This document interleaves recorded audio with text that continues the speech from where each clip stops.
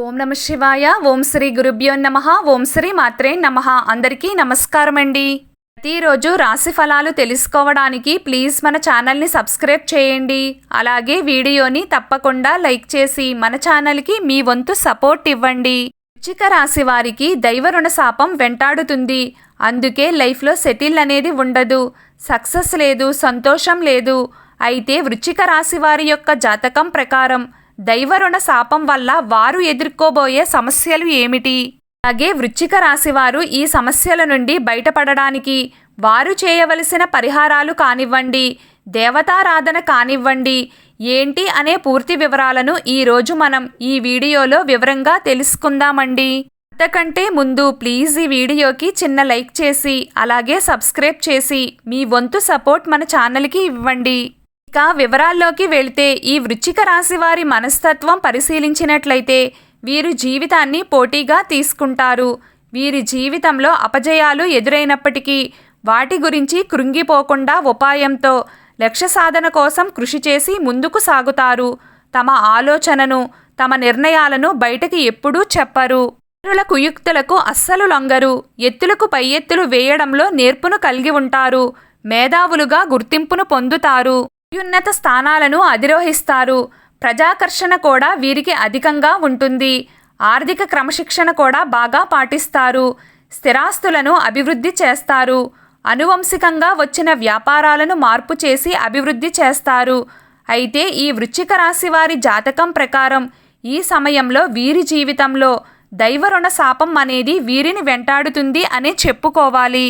అందుకే లైఫ్లో సెటిల్ అనేది లేదు, సక్సెస్ లేదు, సంతోషం లేదు. అంటే వీరు ఏ పని తలపెట్టినా కానీ ఆ పనిలో వీరికి సక్సెస్ దక్కకపోవడం, ఏ పని మొదలుపెట్టినా మధ్యలో ఆగిపోవడం, వాయిదా పడుతూ రావడం, ఎన్నో అడ్డంకులు, సమస్యలు ఎదురుకావడం, ఇటువంటి సమస్యలన్నీ ఎదుర్కొంటున్నారు. అలాగే ప్రశాంతత అనేది కూడా కరువైంది అనే చెప్పుకోవాలి.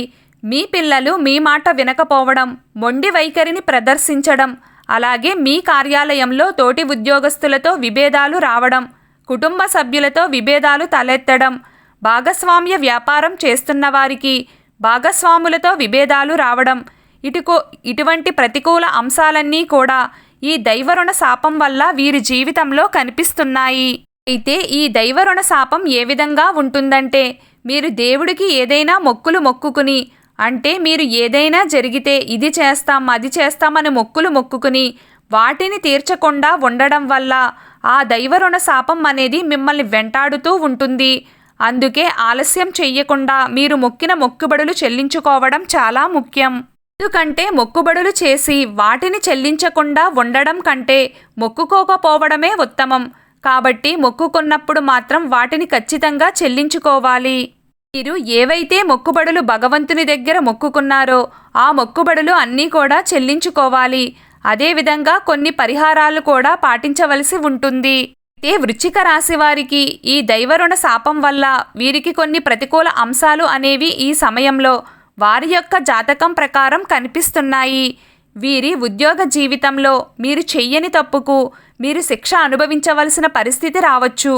మీ తోటి ఉద్యోగస్తులు మీ గురించి మీ పై అధికారుల దగ్గర నెగిటివ్గా చెప్పడానికి ప్రయత్నం చేయవచ్చు. అదేవిధంగా ఈ సమయంలో భాగస్వామ్య వ్యాపారం చేస్తున్న వారు ఎవరైతే ఉన్నారో భాగస్వామ్యులతో విభేదాలు కారణంగా మీరు మీ వ్యాపారంపై దృష్టి పెట్టలేకపోవడం, ఈ విధంగా మీ వ్యాపారం కుంటిపడడం, ఇటువంటి పరిస్థితులు అన్నీ కూడా మీ జాతకం ప్రకారం ఈ సమయంలో దైవరుణ శాపం వల్ల కనిపిస్తున్నాయి.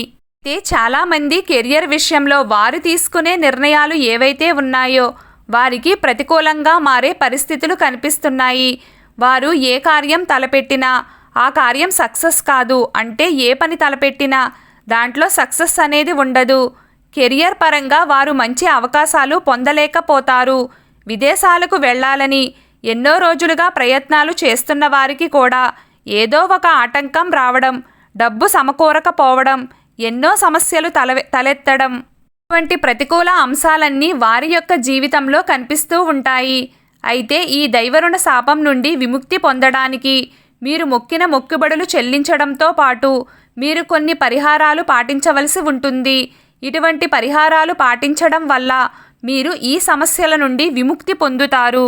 ముఖ్యంగా ఈ దైవరుణ శాపం నుండి విముక్తి పొందడానికి మీరు ఏ దేవుడికి అయితే మొక్కులు మొక్కుకున్నారో ఒకవేళ ఆ మొక్కులు చెల్లించడానికి ఆలస్యం జరుగుతుందో ఆ ఆలస్యానికి క్షమించమని భగవంతుడిని కోరుకోవాలి. అలాగే మీరు ఆ శివభగవానుడికి మొక్కుకున్నట్లయితే ఆ శివభగవానుని మనస్సులో తలుచుకుని శివస్తోత్రాన్ని పారాయణం చేయండి. అలాగే శని భగవానుని అనుగ్రహం పొందడానికి శని భగవానుడికి దీపారాధన చేసి శని స్తోత్రాన్ని పారాయణం చేయండి. ప్రతిరోజు మీకు వీలైతే స్నానం చేసిన వెంటనే సూర్య భగవానునికి నమస్కారం చేసుకోండి. ఇలా చేయడం వలన మీకు అనారోగ్య సమస్యలు ఏమైనా ఉంటే అవి తొలగిపోతాయి. ప్రశాంతమైన జీవనాన్ని కూడా గడిపే అవకాశం ఉంటుంది. ప్రతిరోజు మీకు ఇష్టమైన దైవారాధన ఎప్పుడూ చేస్తూ ఉండండి. అంతా శుభం కలుగుతుంది.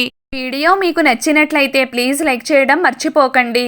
అలాగే ప్రతిరోజు రాశి ఫలాలు తెలుసుకోవడానికి మన ఛానల్ని సబ్స్క్రైబ్ చేయండి. నమస్కారం.